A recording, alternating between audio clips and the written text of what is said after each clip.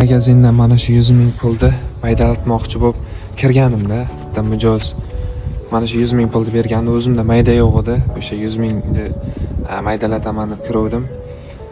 Assalomu alaykum, yaxshimisiz? Mana shu iloji bo'lsa mana shu pulda 100 ming pulda bitta 50 ming talik qolganini maydaroq qilib bersangiz deganimda, u mijozga 30 ming so'm berishim kerak edi. O'zimda mayda pul yo'q edi-da. Shuni qaradidan keyin sirazi endi dastavkada ishlab yuribman, bilyapti, kaskada kirganman. Yo'q deyapman-ku dedi. To'g'risi o'sha gapni eshitganimdan keyin ichimdan nimadir o'tib ketdi. Qo'lim mana shunday qolib ketdi-da. Bilmadim endi nima deyishim kerak. Endi o'ylab qoldim-da. Undan ko'ra mana shu pulga zvochkami, qurtmi nimadir olganimda maydalab berisharmidi deb o'yladim-da. To'g'risi o'sha gapni eshitganimdan keyin qo'lim mana shunday qolib ketdi. Mana shuni maydalab bering deganim, sirazi o'sha basharamga qaradidan keyin o'sha gapni aytdi. To'g'risi ichimdan nimadir o'tib ketdi.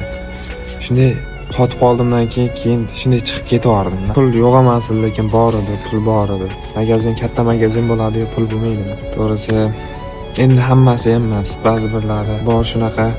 Bilmadim, insofsizmi, nima deyishni bilmay turibman to'g'risi. Fikringizni izohlarda yozib qoldiring. Yana kimda shunaqa holat bo'lgan? Pul maydalatishga kirgan va menga o'xshab shunaqa javobini olgan.